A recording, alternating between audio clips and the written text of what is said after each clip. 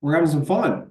And this was brought up the other day. Nothing comes from nothing, right? And so we've got folks that are having a lot of success with activities in their pipeline, appointments set, had listings taken, and it all comes from somewhere, right? And when you really kind of boil it down, the folks that are having the most success in our industry, and I'd venture to say further than that, across the board in any industry, would be those four core tenets of success there: showing up, doing the work, reporting the work, and reflecting on the work. And an individual that, and I should say that, Joe's team and organization has been a great demonstration of that over the last number of months. And I'm excited for him to share a little bit about his journey there.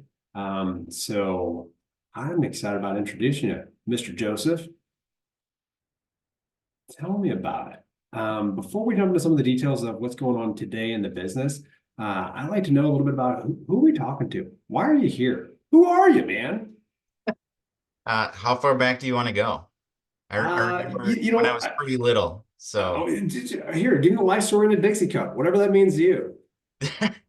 I mean, I came from retail, if that helps. So I was a operations manager. So when you're talking like core four tenants, like I like to track numbers because numbers paint a picture. So I think that has a little bit to do with my background. Um, Okay, so like you kind of teased me out here a little bit. So you said I was in retail there. What type of retail and what caused you to consider getting into the real estate world? oh, that's a loaded question, actually. So I met my wife and my second wife, divorced once, and started to grow a family because we found that like, hey, family's a thing that we wanted to have like a big family. I wanted to have a lot of kids and I guess pass down, just I wanted to have large family, nice gatherings, that kind of stuff. And retail wasn't doing it. So I worked for Walgreens, which probably everybody knows, depending on which area you're in. Dunham's, which is a local sporting good chain. They're mostly local to Wisconsin, but there are a few other places they have them. And then Bed Bath and Beyond, which glad I got out because they just went out of business not too long ago. But that was 12 years ago. But I was the operations manager, which is essentially the same as the store manager. I ran everything that came in and out of the stores, from marketing to purchasing to buying to putting it on the floor to running the employees to opening the doors to closing the doors. Um, just everything day to day that involved. So Um, I think I'm already hearing some parallels here with the real estate world, right? So you wore a lot of hats in that role, right? We're wearing a lot of hats as we're growing the organization. And so there are a lot of things there. I can imagine that the some of the demands maybe were in conflict with the values there, family. Yeah, I mean, you hit it on the head.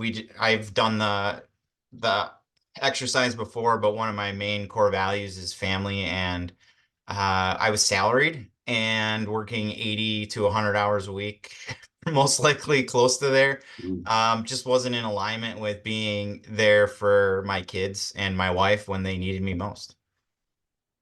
So then you go ahead and you get into real estate, right? One of the number one reasons folks will get into real estate is freedom, right? But a lot of times we get the idea of freedom of, okay, we just show up and I'm my own boss. And the reality is, well, you tell me what the reality is. Is that freedom So does it just come to us or what happens? So I mean, yeah, my wife was like, "Hey, do real estate," and we dug out like, remember the old brown things you used to like put in there, and they were called CDs. I did all of my like real estate training on those, and I was like, man, I'm gonna have freedom to do anything I want, and that was not the case. But you do have the freedom to schedule things accordingly. So. I quickly learned like I could go to my son's t-ball game when he was little, but then I had to replace wherever I was supposed to do actions there somewhere else in the calendar. So over the years that's evolved, and Jeff's on the call. He's my business partner, so if like he just went on his honeymoon on a cruise and I took over the entire business, and he does the same for me when I go out of town. So like we've even evolved from replacing our calendar and that kind of stuff with just assisting each other from day-to-day tasks. So yeah, I mean, to answer your question, yes, you do have freedom, but no, you don't. You Okay, still have so to put in the work, right? well, the dots that you're helping me connect here is that I get that freedom from a discipline, right? If I take discipline, if I own my calendar, then that's how I get the freedom, right? Without that discipline, then that freedom is really evaporated. It's a myth, right? Correct. Yep. And then I'm here to say next step. The next thing there is that as I continue to grow, then I can go ahead and buy back more time through leverage, right? Yeah, As we I go mean, you here. even taught us that more. You're like, hey, like hire more people to do the things you don't want to do, right? Like, and we already knew that. It was just we had some rough patches. So Jeff and I have been in our team 6 years, and we've hired and fired and got rid of and brought on a lot of people, and we run a different kind of business in a way. Like it's very demanding. And I think we expect the people to be exactly the way we are, and we shouldn't. We have to accept them for what they do and utilize them for what they're supposed to be doing and not expect them to become us. So that was Okay. a good realization. Okay, I definitely want to come back to that one here. Definitely want to come back to that. But before doing so, though, so you kind of shared you've been working together for 6 years. Kind of describe the business here, really over the last year or two, as our entire industry has seen quite a few changes. Yeah. So, I mean, Jeff and I got in the business in 2012. So we've been doing it for quite a long time. Started a team together 6 years ago. And you asked in the year and a half, it's been more. I mean, if you want to get into it, like show up, do the work, report the work is kind of where we were at. Like, if it's not in your calendar, it doesn't exist, right? You have to start tracking the numbers so you can understand the outcome of what you want. And that was the biggest thing, was just things were happening differently than they used to. So then we had to really look at like things were moving quicker, and we had to adjust everything accordingly to understand what was happening. And then when the market just stopped basically, or it went down, how do we keep where we're at going? And what did that mean? So we had to adjust for the fact that the market went down a little and multiply that to figure out how many phone calls we had to make and how many contacts we had to get in front of to keep where our outcome the same, essentially. Okay, so there's a couple things that I'm thinking of as you're sharing this with me. So the first thing, like is that it makes me think that awareness really empowers adaptation. Without that awareness, I might not be able to adapt to what's going on out there.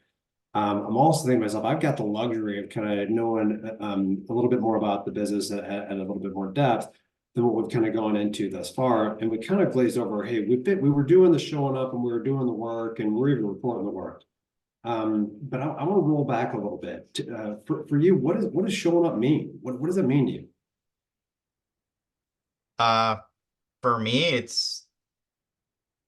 like it's evolved over time. Like in the beginning, showing up meant showing up to the office, dialing into our dialer and making the phone calls, and then reporting I did an hour's worth of calling expireds and here's my outcome. And that was it. Like I was doing the things, checking the boxes, and for a long time it made a lot of sense. And Jeff did the same thing, and he was like, "Yeah, we're doing great. Like we're doing 98% better than any other agent in the office, basically." Right? Like Okay. they were just winging a prayer, calling their sphere, maybe doing some things here, attracting a couple deals, and we were diligently, 8 to 5 doing the things in the office, right? One of the only teams in the office a lot of the time, even. Yeah. So like you're kind of broaching the sort of this is where I had the luxury of seeing a significant growth. Actually, I don't know if it's significant growth. There's just character. Your character was revealed when you start saying, "Hey, I'm not. I don't have such a big ego that I'm gonna look past it and say I already do this."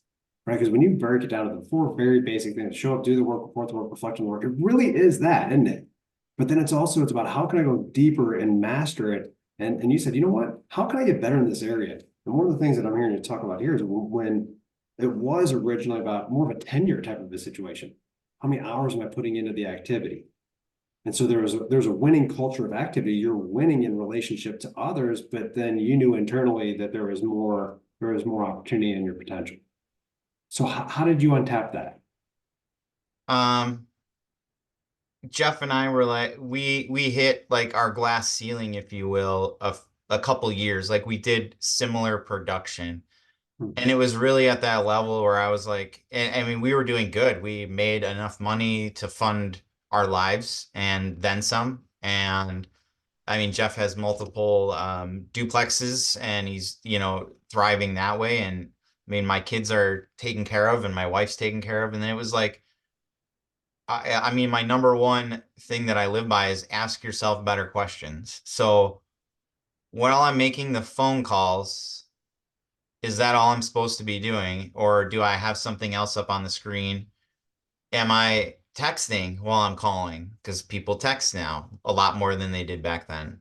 Am I emailing them?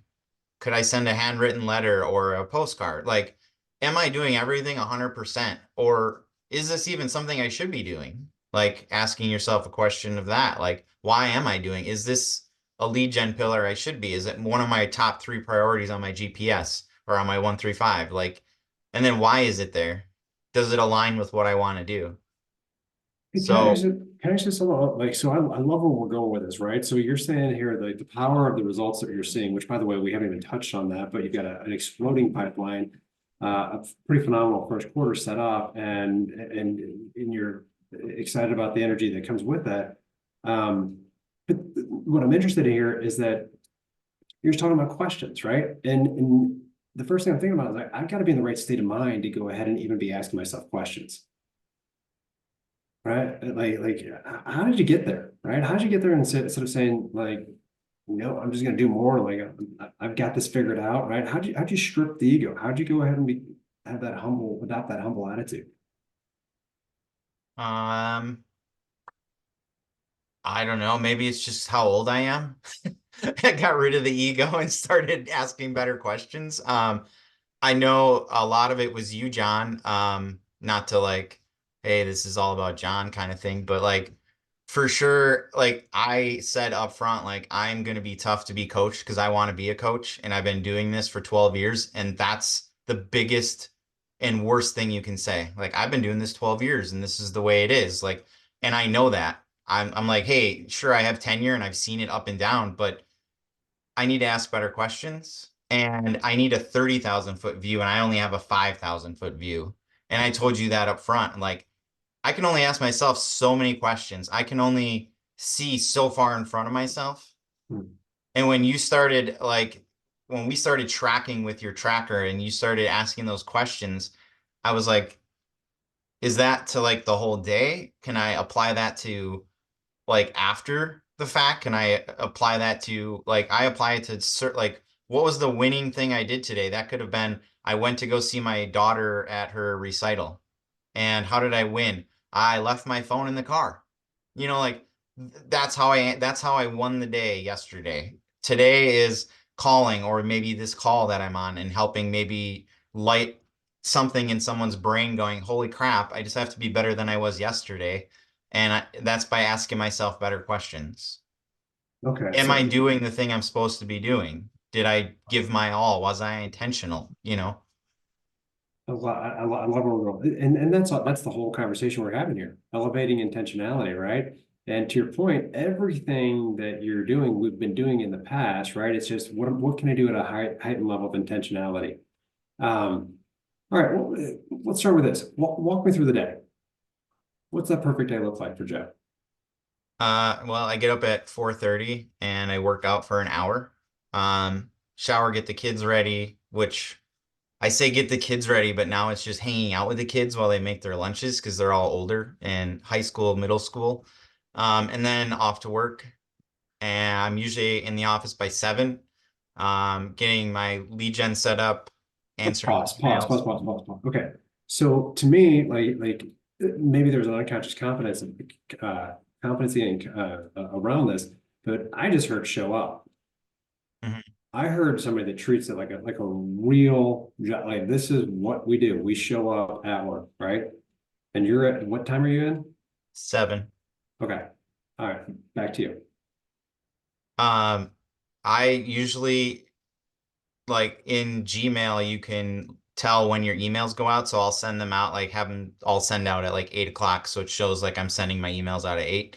I get all those done, and then Jeff and I jump So why on do you do every that? Hold on. Why do you do that? because I don't want them bothering me before that. I don't know. Like certain So, people, like my title company, Jeff, people that I know, I send them out, but like clients and that, it's 8 o'clock because they can't touch me before that, essentially, because I hold my time hostage, is what I call it. so Um, do you set that expectation with your clients beforehand? yeah. I say, if it's important and we have a deal going on and we have an accepted offer or something, like absolutely. Past the time of 8 and 8, I'm available. If it's a 911, just text me that and we'll jump on. But other than that, most if you need me after 8 o'clock at night or 8 in the morning, your house better be on fire because otherwise it can wait, you know? So have you lost any deals after you shared that? No. And I mean, if it really is on fire, do you really want to call your real estate agent or do you want to call the fire department? All right, so you're bringing levity to it. I love it. Okay. All right, so you're not sending anything out till 8. Then what's happening? 7:45 before I jump on the call, like we jump on expireds right away at 8 o'clock. Jeff and I script practice every single day, like rain or shine, unless like vacation or the occasional like we stayed up too late, which doesn't really happen now that we're this old, but Okay. So this is treating our business as a business, showing up and really respecting our calendar, taking control of our calendar. Okay. So now we've got the description role play, we're getting our conversations. So some of the things we've talked about in the past is really kind of creating that breakfast of champions, that morning menu of who you're reaching out to, right? If we consider the power question, who are the conversations I need to have with that could help me attract a listing, earn a price reduction, write a contract, or add to my pipeline. Who's on that list for you? What does your list look like when you're reaching out to folks? So I always start with expireds, brand new, fresh expireds right off the press. They automatically load in. We use Vulcan 7. Um, that I used to dial in and be like, okay, I'm calling for an hour, and I would sit there and listen to the phone ring, and it'd be an hour. Now I get through the first, like, however many are there, whether it's 10 or 200. That's how long I call for. I get through the new ones. If I had a lot of success, I will flip over and dial like old expireds, meaning like a few weeks ago to see if they relisted or not. Because I have a lot of answers. If not, I'm moving on to like on Mondays, I call for sale by owners because they just went through a weekend. And if they didn't get accepted offer, maybe they're defeated. So I do that. Um, the rest of the week, it really is leads that come in. So I'm working on those. Then I'm working on my cultivate pipeline, trying to see if I can move up a timeline. We were just script practicing today. What about 2 to 3 weeks earlier than spring? What does spring look like for you? Like different scripts around that.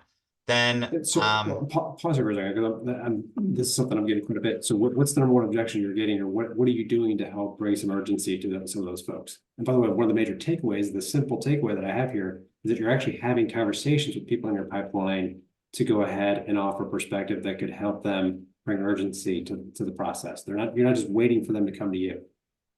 if it's a spring, you're talking springtime. Sure. Yeah. If it's the common objection of springtime, I know Jeff and I literally just did this before I left the office to let my dogs out and jump on this call was, well, there's more buyers in spring. And it was, okay, great. Like I hear that and that makes a lot of sense. More buyers are better, right? But that also means more houses for sale because there's people just like you saying the same thing. Would you agree? Right? So what if we adjusted your timeline 2 to 3 weeks earlier, supply and demand, right? You're the only house. There's more demand that increases your value typically is what we see. So kind of something around those lines is what we are toying with as far as like scripting. So, by the way, one of the things I love about what you shared here is that you just used some incremental commitment here. You didn't say, "Hey, you're thinking spring. I was thinking January 15th." You just said, hey, a couple weeks here, right? I love this. Okay. All right. So I cut you off there, but I wanted to go a little bit in depth there because that's something I'm getting a lot of questions about. And I know that you're right there in the front lines. I'm curious what you're saying. And so now I'm having conversations there. When do we get a hold of our sphere? So that's after lunch or break or whatever you want to do. Like sometimes we eat at the desk, sometimes we're out. And we do what's called a power hour, and it's more evolved to like an hour and a half. But in there, in our calendar, we literally click and it goes right to command and it calls it, like it goes right to our tasks. And we have our sphere in there. So it's quarterly calls is how we do it. We don't do like a DTD2 or anything. It literally it tells us like call this person. And I could do that. Like I called somebody on the way home while I drove. It takes me 20 minutes. I'll have a nice conversation with my client on the way home or whatever on the way to appointments. Sometimes I sit in my office and do it on my couch and just, relax and have some conversations. But then it's follow up. It's literally, I don't know, Jeff, 85%, 90% of our business comes from following up with clients that I've converted from expireds for sale by owners, from command, from our pipeline. It's like, hey, you got to call this person. And it literally tells me, call this person, call this person. And it's easy because I've set it up to be that way. And I just go down the list and call the people that I'm supposed to call that day because they're in my calendar and in my power hour. And we call it the power hour because that's where you make your money.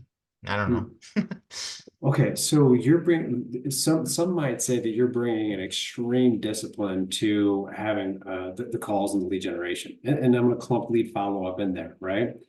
And so we just talked about earlier that with that discipline, it yields freedom. So what does the freedom look like for you?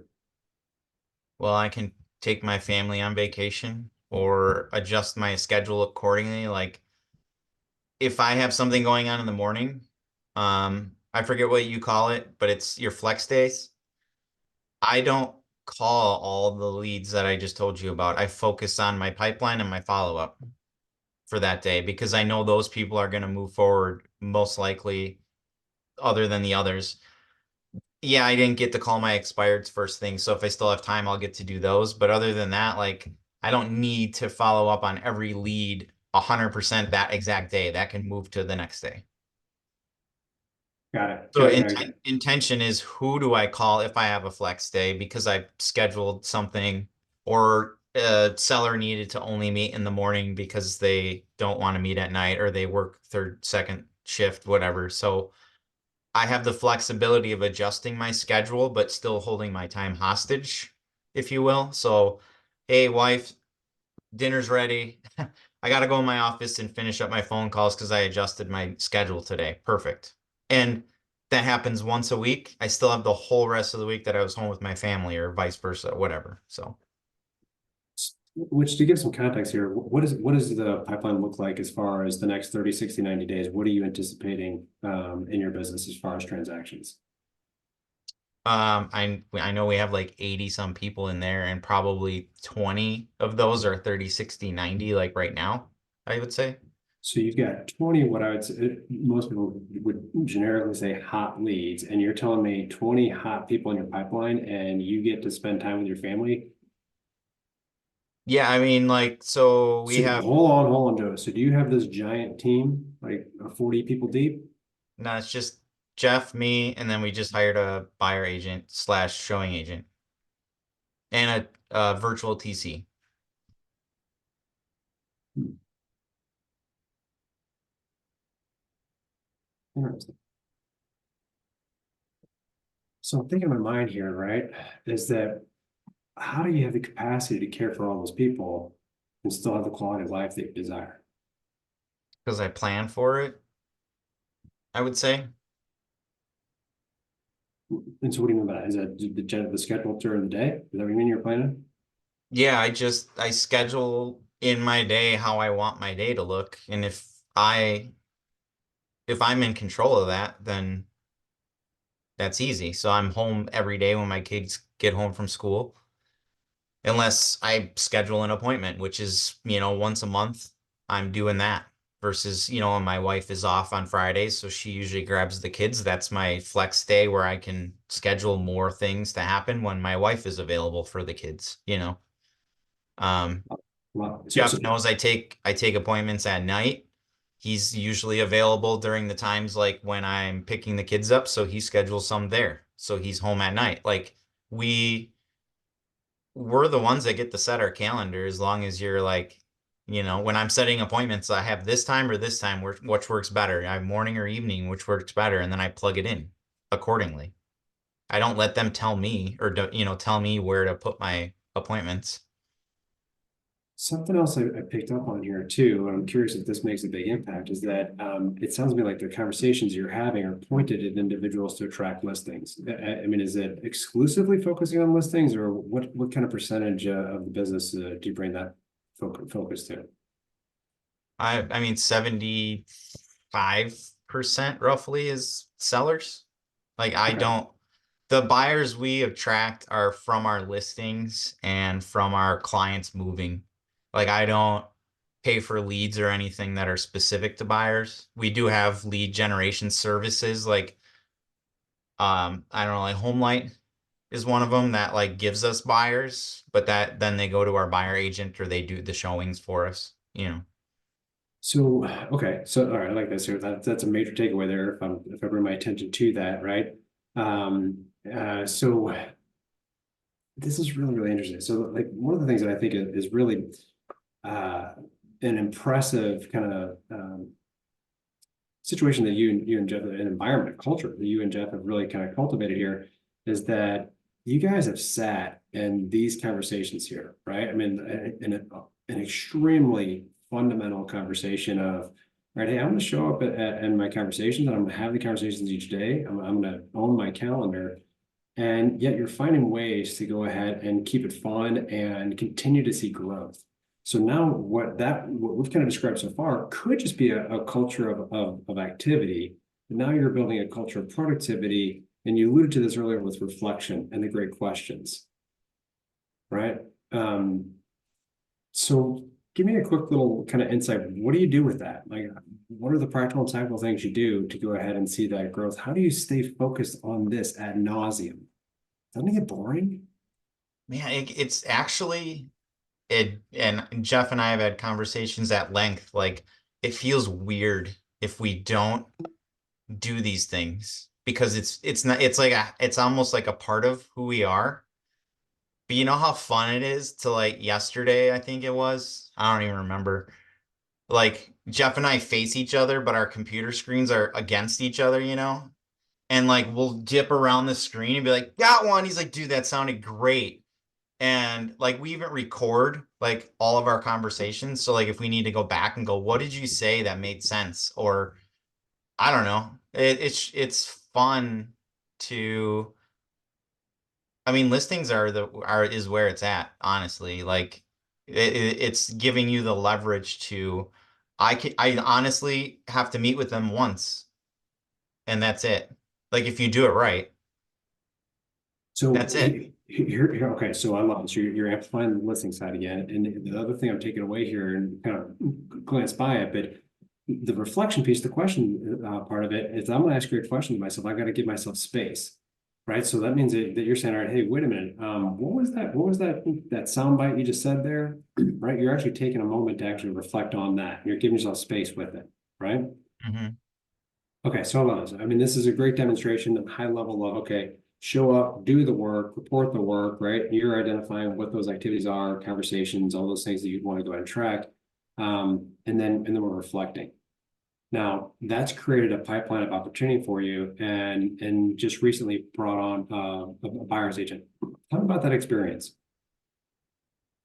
Um, Horrible, terrifying. No.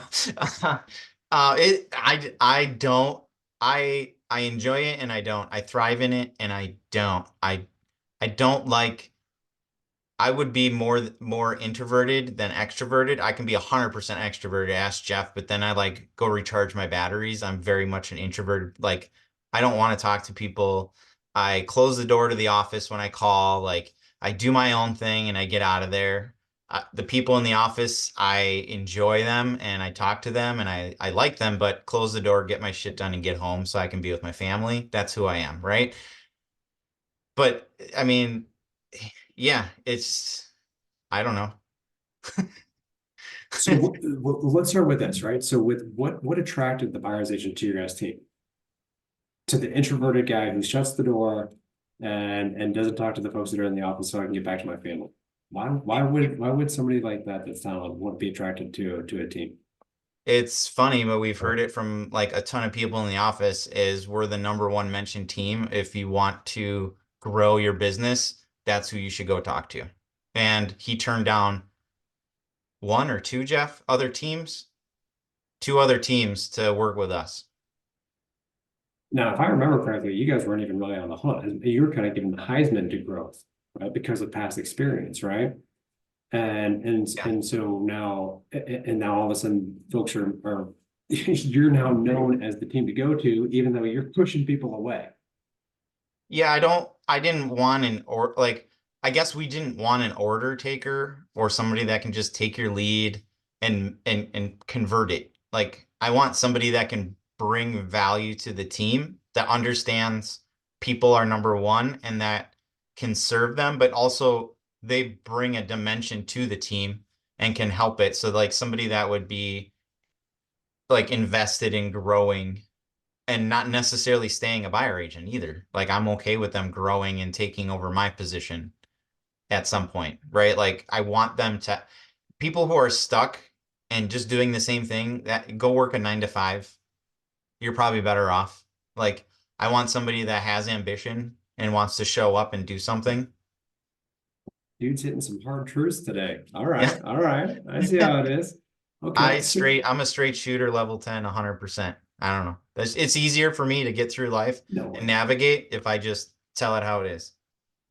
So this is good, right? So I just think this is remarkable, right? So you're not out there rapidly recruiting on every web page and calling every agent in the book, and you got people that are gravitating towards you because the culture you're building.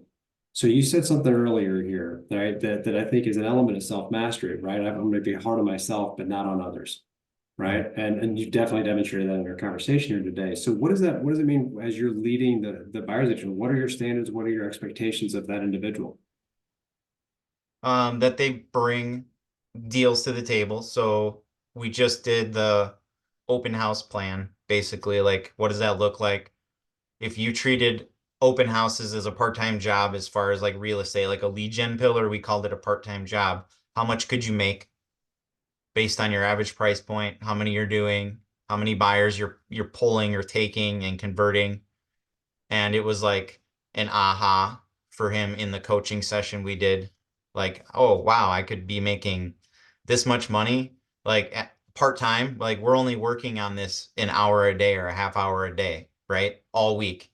And then the weekend comes and I do a 2 hour open house and I can make that much money. Like okay, now I understand why I need to level up and have certain things ready and do the marketing behind it and get them earlier in the week so I have time to put them on events and pages and Facebook groups and whatever. So kind of teaching him how to build something better, right?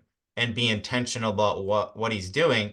And in the meantime, hey, go do this showing for us. You're getting paid as a showing agent. Oh, by the way, here's a unattached lead you can have because they came from one of our listings because we convert I mean, we get 20 leads to 30 leads per listing that we put out there that you can call. Like Mhm. we're still bringing value, but But the we're bringing value as far as coaching you to be a better agent. And by the way, here's a lead or two, like 30.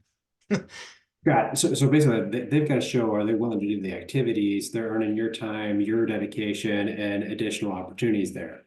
Yeah, we're Um, dating right now. hmm. We haven't married yet. There's no 100% in. We have a 30, 60, 90 with him as part of like career visioning. As you're having sharing this with literally the entire conversation, I'm just thinking to myself, I'm like, man, like this is so boring, so dry, so basic. So I mean, like is this real? I mean, like, there's got like I'm missing something here. Like, what's the secret sauce? What aren't you holding back? What are you holding back? What aren't you telling me? It's funny because I wrote down on my notes over here that agents don't want to hear what it takes to be great. They want the easy button and the next shiny object. So you could wrap like making phone calls and talking to people and everything in like a nice little shiny package, and they could open it up and go, I don't really want to do that. And you're like, sorry, but like real estate's a contact sport, so put your headset on or get your phone out and make phone calls. Okay, so I think Philip's got some great responses here too. And I'd agree with that, right? There's the meme out there, the table of like who wants it, and then the other table of who's willing to do what it takes to get it, right? And the meme is this little cartoon like who wants it? It's a giant line. Who's willing to do it is Yeah, maybe yeah, one person, right? yeah. Makes me think of that. Okay, this is kind of a question here, just to go ahead and kind of customize it. Is that if I'm listening in and if I'm not a call cowboy or call cowgirl, should I go ahead and assimilate and be one, or what would you tell me to do? Uh, like, so my number three thing that I kind of live by, if you want, like, what do you call it? A bumper sticker quote to live by or whatever. Don't reinvent the wheel, make it yours. So if you like open houses, go go to 30 different open houses, one two each weekend or whatever you want to do, and take notes and then make that your thing and do it at highest level you possibly can. Like you don't have to be an expired listing cowboy that calls like that's not your jive, then don't do it. If you don't feel good doing that, maybe you make TikToks 15 a day and that's all you do and you attract people, or you have a YouTube channel that you pour into, or you love open houses, or you love like we have a team in our office. They door knock from 3 to 6:30, I think, every single day, and they are crushing it. Crush it. They are like we literally have a text string with Jeff, me, Mark, and his wife, and we literally just oh God, he just landed a $1.37 million like he accepted offer in an area that he door knocks. Like that's him. He loves door knocking, and I'd like no, I'll sit on the phone and make 100 phone calls to your 10 door knocks. But he's killing it and enjoying being a real estate agent. So then do that at a really high level. And then how are you doing that at a very high level? So again, don't reinvent the wheel. Just take the wheel off and make it yours. And if that means like painting it pink, then do that. Like same like if you're gonna door knock, then how do you make that you? Like Jeff doesn't make the phone calls the same way I do, but we still both call. We both script practice together, but he sounds different than me, but we still have the same outcome because we attract the people that are most like us. Oh man, I love this. You're making me think of kind of like a phrase that to coin here is authentic mastery, Okay. right? You're being authentic with yourself and what you're doing, what lights you up, and then you're saying, all right, hey, I'm going to sit here and I'm going to go to mastery, right? So I've just got one other like topic area here that to ask you some questions about because something that shows up is that the number one business killer is not going to be our competition, right? It's a conversation I've had with a lot of my clients this week. Is that but it's going to be distractions. What do you do to stave off the distractions, right? So you got a clear, refined. But tell me about real life, right? Real life has distractions. So what do you do there? Um, I haven't watched the news since the Twin Towers fell. So I don't buy into that. One of my bumper sticker quotes is Mhm. circumstances does not change responsibility. So my responsibility is still to provide a high level of client service, list houses, be there for my family and provide for them. That does not mean, oh, the market's Oh, down. hold on, man. I Say that don't again. have to, Circumstances does not what? huh? Circumstances does not change what? Responsibility. So Wow. I hold a responsibility to Jeff, who's on this call, and my family who's at home here. And even because the market's down doesn't mean I don't have to sell houses and get in front of people and help them do what they need to do. It's just maybe my sphere isn't selling, but there are people that are selling and I just need to find them. Okay. So honestly, dude, I don't even know what you said the last 3 minutes besides circumstances does not change responsibility. You had me thinking here, right? Because you're consistent with this and you're staving off distraction at a pretty high level. Has me thinking here, who do you hold responsibility to? And then when you look at the top of the call here, you said, hey, one of the things that I value is large family, right? So if I'm connecting dots here, you tell me I'm out in left field here, but you hold that responsibility in high regard to your family. And so your daily activities, it's not so Joe can see his name on the leaderboard. It's so he can provide the response or make good on the responsibilities made to his family. Is that, am I out in left field on this, or is that part of the glue that keeps the consistency together? Yeah, I mean, there's my ego's gotten way smaller, but it's still cool to see your name on the leaderboard. I mean, come on, All right, right? he's real. He's real. He's But real. definitely need to provide for my family. Jeff being a part of that because I've known him for so long and he is him and his family. But like we show up every day to get better than the day, better than we were yesterday, basically. Like we show up every day and go, screw practice was great. How can we make it better? I like what we said. Pick that apart. What are we doing here today? Like I set one. Can you set one? Like we're motivating each other, whether he's leaning around the computer screen with a Nerf gun and or throwing a ball over the thing or joking around or like we just ordered books. There it is. Instant rapport. We're doing a book club like with the buyer agent. Like, let's read this book and find out like because inflection voice, like everything, like how can we get in better rapport with our people because they don't care unless we show we actually care about them. So like how do we do that with how we're sitting with them? Like everything that we do, we just try to do better. By the way, I'm really happy that you kind of brought that up here because if someone was listening and just heard the high level overview, they might be thinking, man, this is so methodical, it's gotten robotic. Is there any real emotional attachment to it? And the reality here is that like the fact that you're looking at instant rapport tells me that you care more about the other person than what I would say the person that's casually committed to the conversation and not as committed as you are here. Man, I gotta tell you, like we took on a lot of conversation. I told her that at the onset we were going to cover a lot, and and I imagine we probably did more water skiing than we did scuba diving in some of the areas. So I definitely want to bring you back on to scuba dive a little bit. But if there's one thing that you want to leave the folks with here today, what would it be? Right, you covered a lot. So what's the one thing that's going to make an impact in my world if I'm listening in? Um, Quotes don't work unless you do. I don't know. Everybody's quick to write down like, oh, that sounded great, or circumstances don't change responsibility, or all the bumper sticker quotes in the world aren't going to do anything unless you actually go out and like do it. And I didn't start calling expireds.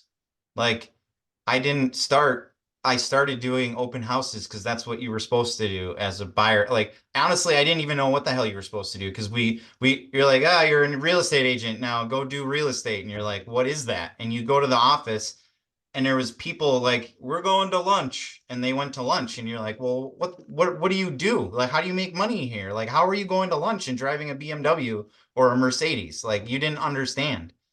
And then we just, I mean, Jeff and I used to work at the other brokerage together. That's how I've known him for over 12 years now. Is like we started watching those closed doors, and when they opened, we were like, what are they doing in there? Like, and just because success leaves clues, like we don't reinvent the wheel. We just figured out what the hell they were doing and did it. And it was like, hey, we actually enjoy doing this. So that's what we found. Like, so we went going back to that conversation is find your niche, what lights you up, what you're excited about doing every day, and then do it and figure out how to do it at a high level. And 12 years in, I'm not doing everything I'm supposed to be doing. I wasn't texting. I could be sending out a mailer. So we're postcarding. I'm not door knocking expireds. If I can't get a hold of them, we need to do that. So we developed a program that we're printing out and actually bringing to the door if we can't get a hold of them. Like even right now, we're not doing everything we're supposed to do if we want to get to the next level, right? Yeah, I'll tell you what, I thought that was the last question. Son of a gun, I got another one here. Um, I think it's pretty incredible about how you're saying, hey, I know I know we've got a lot more opportunity and potential in front of us, right? And we've talked a lot about the gap in the game, right? And so we're accustomed to focusing on the gap, and we can get fixated on that. You just rattle off like 5 or 6 different things here that that you're not at a level of mastery that you would claim to be at. How do you handle it? How do you handle that and still say, hey, we've got good progress? How do you let that not overwhelm you and become a distraction in itself? I mean, what did they say? Rome wasn't built in a day. So like you just day by day, you got to get better than you were yesterday. That's all. Like that's it. Really, like I'm not gonna be listing 100 homes right now today. Like it's gonna take time. So, but if I am better than I was yesterday, and I know I gave 100%, then I can go home and feel okay that I have another day to do it again. Like, yeah, and there's times where your mind may be racing. Jeff and I just had a conversation about that. Like, but to put it to bed, you live to see another day, hopefully, and you get to do it again. And if I can try to be better than I was the day before, then that's good. That's good enough for me at least. And that's what you're reflecting on, and that's what you're documenting of, okay, here's where I had success, here's where we've got opportunity for improvement. You're staying within in your circle of control. I love it, man. Yeah, your questions help like bring clarity to what did I win at? How could I have done it better, or was I okay with where I was at, right? And then if I wasn't, then tomorrow I have to be. What am I gonna do? Yeah, I love this, man. I love it. Okay, so I'm a huge fan of making sure that if I've received value from somebody, that there's an opportunity for me to deliver value back to them, I'm going to do it. So if there's opportunities that I might have to support you, what type of what market are you currently serving, and how could I get a hold of you if I had some opportunities pop up? We serve Waukesha, Milwaukee, so most people know Milwaukee, Wisconsin, so the Midwest. Phone number is 414-659-6965, and you can text or call. Now, I also know here too, you've asked if there's folks that would be open to different script practices and different things like that. Is that something you'd be open to have conversations around?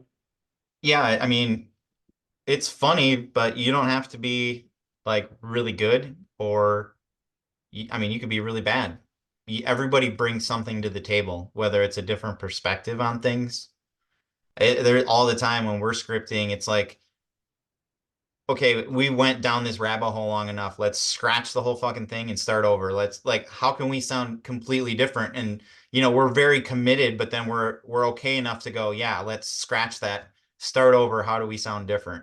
Because having a different perspective is like, I always say, like, you've heard the saying, get yourself outside the box, like get outside, your comfort zone, your box. I say get outside and stop reading the label. Like don't read the label, like figure out something else. Like just completely tear the box down, throw it away, recycle it and start over. Like just get outside your head and think differently. You just shared here that everybody has something to bring to the table. Everybody has a gift, and for somebody to go ahead and really recognize that, they've got to stay in a level of curiosity. And as I reflect on the entire conversation, this has been the ultimate example of staying in curiosity and avoiding judgment. Man, awesome stuff, man. I appreciate all the fine words here today. I'm sure that there's folks that are going to have some questions that might go a little bit deeper on. And I appreciate you being a resource and sharing your time today, man. Cool. Appreciate you guys. Thank Let's you. make it a great week. Take care.